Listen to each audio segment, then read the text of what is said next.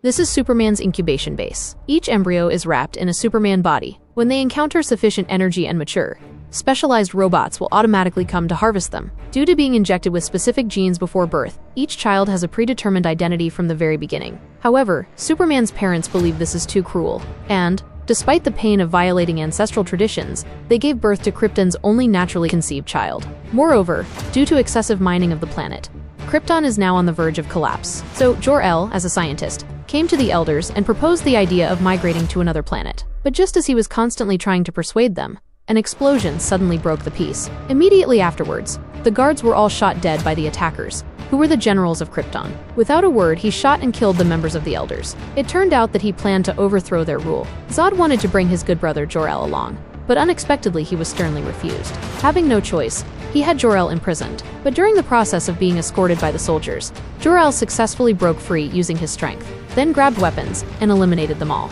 At this time, the outside world had already begun a world war. At the critical moment, Lara descended from the sky and immediately took him away from the scene. Afterwards, they came to the incubation base because the database recording the Kryptonian genes was located here. Without a word, he jumped down and, after passing through countless embryos, he successfully obtained the confidential data. He then broke it down and injected it all into his son's body. It turned out that he planned to send Kal-El to the distant planet Earth and hoped that his son would grow up to continue the Kryptonian civilization. Although the couple had 1,001 thoughts in their hearts, for the sake of survival, he pressed the button and the little Superman was sent into the escape pod. But at this time, General Zod also arrived at the scene.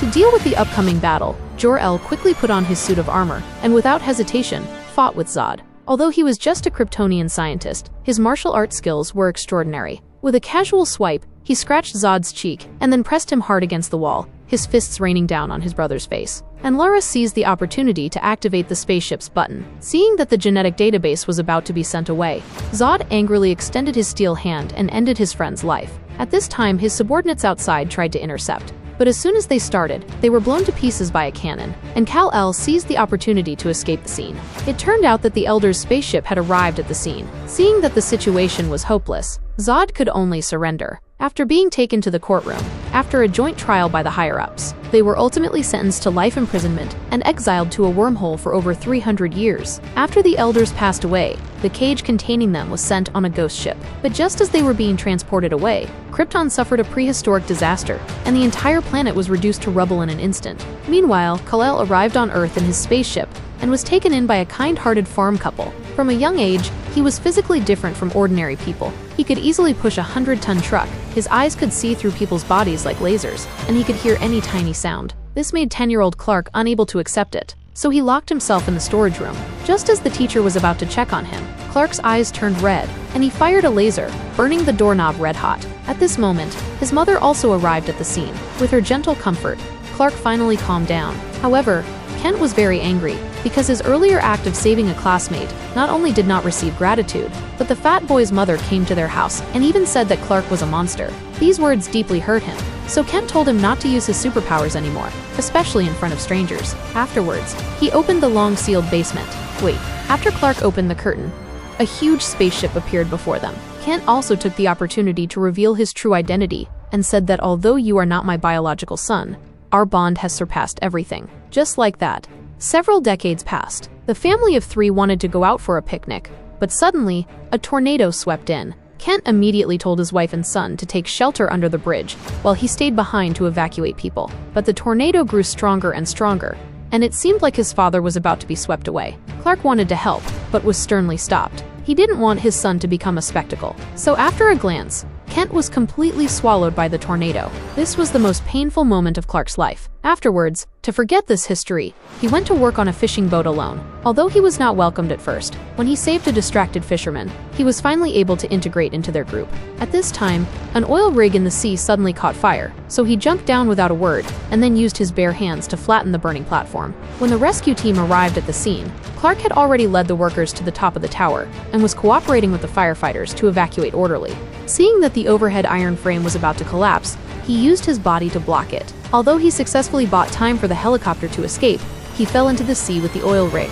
However, Clark did not die but swam across the Atlantic Ocean to a small island, where he stole a few discarded clothes. To survive, he worked in a bar, swallowing his pride. Even when a customer poured a beer all over him, Clark could only slink away. However, when that person finished eating and drinking and was about to go home, he saw that his car had been vandalized. At this time, Superman had already left the town. He came to a remote part of the Arctic alone and used his heat vision to melt a large hole in the ice, and a spaceship came into view. His original purpose was to find out about his past. Seeing the suddenly appearing S-shaped slot, Superman inserted his necklace without hesitation. But before he could start the machine, he was attacked by a robot from behind and had his hands tied. Fortunately, he finally managed to press the button, and the robot stopped. But unbeknownst to him, his actions had been discovered by a female reporter. She had now come to the spaceship and encountered an identical machine. When she tried to take a picture of the strange machine, it fired a laser at her without a word. Fortunately, at the critical moment, Clark arrived in time and with a burst of strength, crushed the robot into scrap metal. The female reporter woke up from her faint to find that he had already left in the spaceship. At this time, Jor-El's projection suddenly appeared. He told Clark everything about Krypton and revealed that he was his biological father. Although Krypton's technology was very advanced, due to excessive resource exploitation, the environment there had become extremely harsh. They had tried countless times to find a new home, but had always failed. In the end, Krypton was completely destroyed in an explosion. Fortunately, they had sent their newborn son to Earth in advance. Although this operation was very cruel, they had no choice but to do so in order to continue their lineage. And Clark became Krypton's only hope. Because he had been injected with genetic data, Jor-El hoped that he could protect his new home without harming humanity. And to help his son better adapt to his superpowers, he prepared a Superman suit for Clark. Then, as the hatch slowly opened, the fully formed Superman finally made his grand entrance. And next, he would experience the sensation of flight.